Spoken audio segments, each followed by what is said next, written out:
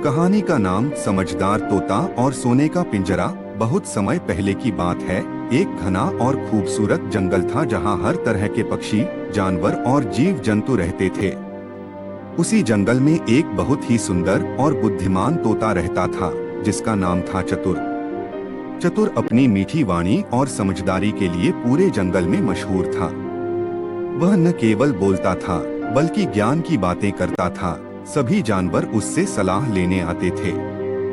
चतुर हर सुबह सूरज की पहली किरण के साथ उठता, उड़ान भरता, पेड़ों की डालियों पर बैठकर गाता और जंगल के वातावरण को मधुर बना देता। उसे खुले आसमान में उड़ना, हर दिशा में घूमना और जीवन को पूरी तरह से जीना पसंद था। एक दिन पास के राज्य का राजा शिकार के लिए उसी जंगल में आया। जैसे ही उसने चतुर की मीठी आवाज सुनी, वह चौंक गया। राजा ने कभी किसी पक्षी को इस तरह बोलते नहीं सुना था। उसने सिपाहियों को आदेश दिया, इस तोते को पकड़कर मेरे पास लाओ। सिपाहियों ने तोते को पकड़ लिया। चतुर ने उड़ने की बहुत कोशिश की, लेकिन वह जाल में फंस गया। राजा उसे महल ले आया और उसे एक सुंदर सोने का पिंजरा दिया। वहाँ उसके लिए हर प्रकार के फल, अनाज, पानी और आराम की चीजें थीं। लेकिन पिंजरा पिंजरा ही होता है, चाहे वह सोने का ही क्यों न। अब हर दिन राजा और रानी को अपनी बातों से खुश करता। महल के लोग उसे देखकर हंसते, उसका मजा लेते। राजा ने सोचा, यह तोता तो मेरे बच्चों का शिक्षक बन सकता है। और सच में बच्चों ने चतुर से बहुत कुछ सीखना शुरू कर दिया। पर अंदर ही अंदर चतुर उदास रहता।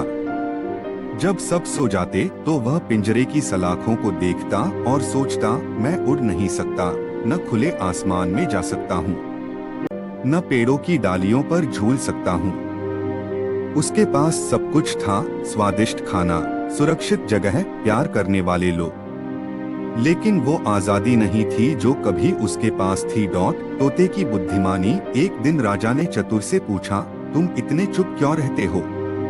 क्या तुम्हें कुछ चाहिए? तोते ने नम्र स्वर में कहा, राजन, आपने मुझे सब कुछ दिया, आराम, सम्मान और सुरक्षा, लेकिन मैं आपसे कुछ और मांगना चाहता हूँ। राजा ने चौंक कर कहा, क्या? तोता बोला, आजादी। राजा ने आश्चर्य से पूछा, आजादी?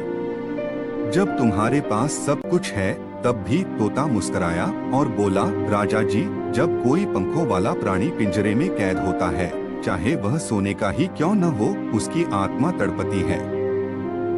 भले ही पेट भरा हो, मन कभी नहीं भरता। सुख सुविधाएं आजादी का विकल्प नहीं हो सकती। राजा कुछ समय तक चुप रहा। फिर वह धीरे से बोला, तुमने मेरी आंखें खोल दी चतुर। उसने पिंजरा खोला और कहा, उड़ जा, जहाँ तुझे असली सुख मिले। तूने मुझे सिखाया कि आजादी सबसे बड़ा उपहार है। तोता उड़ गया ऊंचे आकाश की ओर, अपनी पूरी ताकत से, अपने पूरे दिल से।